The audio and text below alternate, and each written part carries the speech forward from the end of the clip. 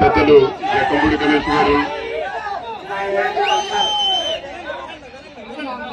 దాల్సిరి శ్రీనివాస్ గారు, మా సోదరులు, మనందరికీ ఆప్తుడు దాడిశెట్టి రాజా గారు, అతి ముఖ్యంగా ఇక్కడ విచ్చేసిన రంగా గారి అభిమానులందరికీ పేరు పేరున హృదయపూర్వకంగా నమస్కారాలు తెలియజేసుకుంటూ, ఎక్కడో కృష్ణా జిల్లాలో ఒక చిన్న గ్రామంలో, కాటూరు అనే గ్రామంలో జన్మించి విజయవాడలో కేవలం 3-3.5 సంవత్సరాల పాటే శాసనసభ్యుల కింద చేసినా సరే ఈ ప్రాంతానికి మరి ఆయనకి ఎటువంటి సంబంధం ఉందో తెలియదు, కానీ అభిమానం మాత్రం ఏకం చేసిందని చెప్పని చాలా గొప్పగా చెప్పుకుంటా ఉన్నాం.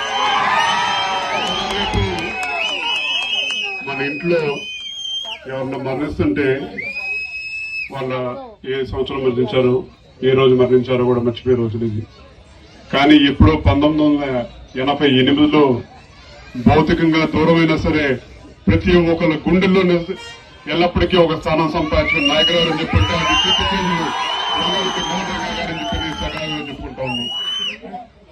ఎన్నిసార్లు శాసనసభ్యులు చేశారని చెప్పని కాదు, ఎన్ని తరాలు ప్రభావితం చేశారని చెప్పని చేతల్లో చూపించాలని చెప్పని పడుగు బలహీన వర్గాలకి అండగా నిలిచిన ఒక నాయకుడు వంగవీటి రంగా గారు 3-3.5 సంవత్సరాల పాటే శాసనసభ్యుల కింద చేశారు.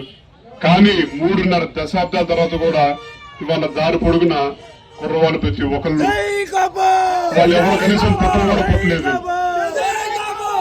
పుట్టకపోయినా సరే మీ గుండెల్లో రూపం ఎలాగుంటుందని చెప్పంటే అది మా గ్రామంలో పోలవరంలో రంగా గారి విగ్రహం ఏర్పాటు చేయాలని చెప్పని మీరు ఎంతో అభిమానంగా ఈ కార్యక్రమం ఏర్పాటు చేశారు. ఈ విగ్రహం ఏర్పాటు చేసిన సభ్యులందరికీ ప్రతి ఒక్కరికి పేరు పేరున ధన్యవాదాలు తెలియజేసుకుంటూ, మీ ఆశీర్వచనం ఎల్లప్పటికీ ఈ వేదిక మీద ఉన్న గణేష్ కి కార్యక్రమం ఉందని చెప్పినాడు.